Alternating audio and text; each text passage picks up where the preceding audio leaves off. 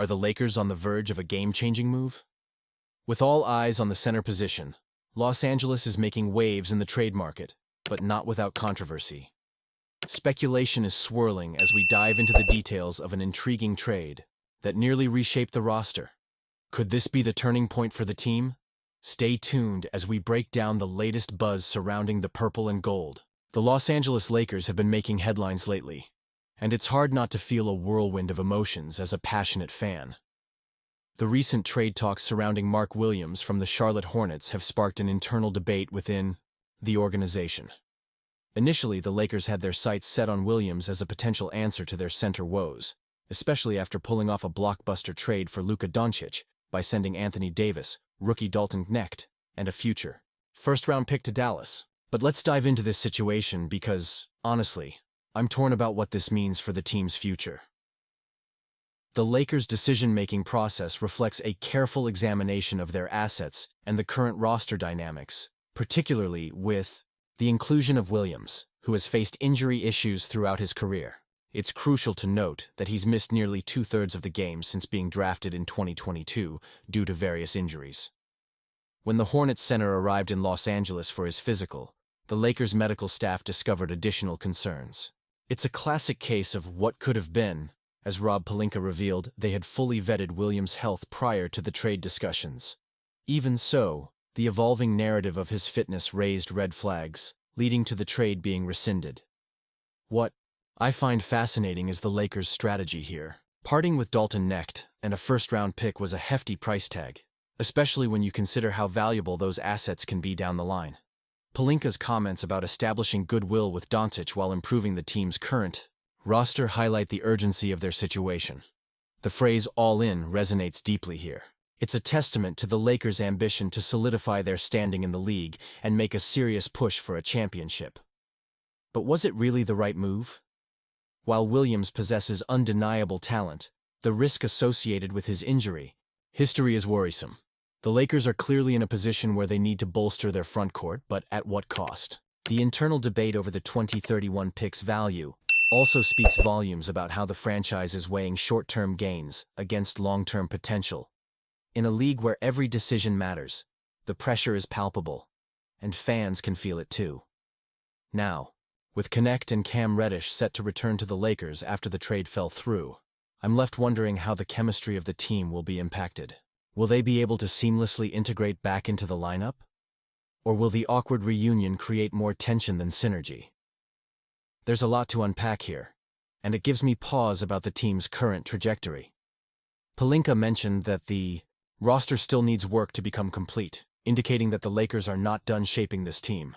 As a longtime Lakers fan, I truly want to believe that the front office knows what it's doing, but I can't help but feel a little anxious about these decisions. Each move carries weight, and the stakes are high, especially in a season where expectations are soaring.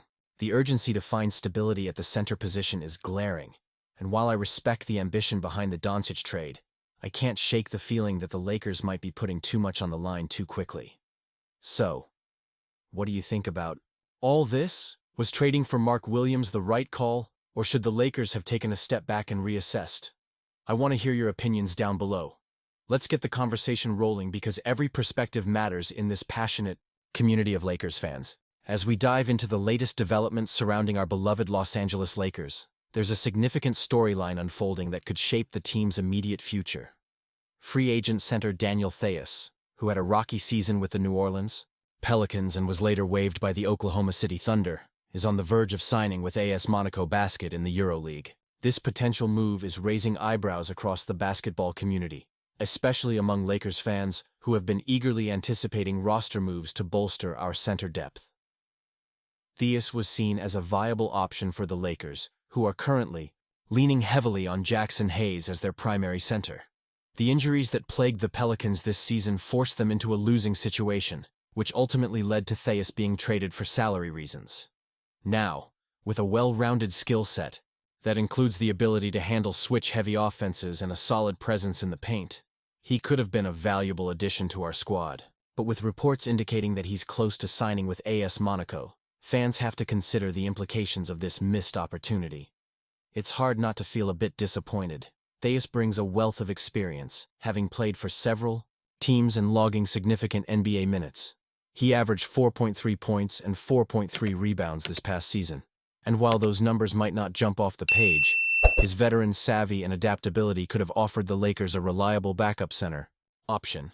Given the current situation where the Lakers are relying on Hayes, the addition of a seasoned player like Theis could have provided much-needed stability and depth, especially as we gear up for the playoff push. Now, let's talk about the fact that the Lakers chose not to pursue other options aggressively. With the recent rescinding of the acquisition of Mark Williams due to health concerns, the need for a backup center has never been more pressing. Do you think this was the best decision? Honestly, I'm torn. On one hand, I understand that the front office has a vision for the team, and perhaps they're focusing on players who fit that long-term strategy. But on the other hand, with the playoffs on the horizon, it feels like we're leaving a crucial hole unfilled. If Theis ultimately signs with AS Monaco, it's likely we won't see him back in the NBA anytime soon. He'd be playing in one of the most beautiful cities in Europe, and it's understandable that a player might want that experience, especially after navigating the roller coaster of the NBA. However, as fans, we can't help but think about what could have been. What if he had chosen to join the Lakers instead? How different might our playoff aspirations look with him in the lineup? This brings us to a larger conversation about the direction of the team. The Lakers have always been a franchise built on high expectations, and with each decision made, the weight of those expectations grows heavier. The choice to pass on Theis, while also opting for a more cautious approach in acquiring new talent, reflects a broader strategy that may prioritize future flexibility over immediate impact. But is that really what we need right now? Our championship window is open, but we need to seize these opportunities. And you, what do you think? I want to hear your opinions down below. Are you frustrated with the front office for not making a stronger push for Theis, or do you have faith in their long-term vision? It's a hot topic, and I know many of you feel passionately about the direction of our team. As we continue to track this situation, the stakes feel higher than ever. The Lakers are at a crossroads, and every decision counts. We need to rally together as fans and keep the energy alive. Don't forget to activate the notification bell to get all the latest updates. Like, share, and subscribe to the channel so we can keep this conversation going. Let's embrace the journey ahead, together as Lakers fans.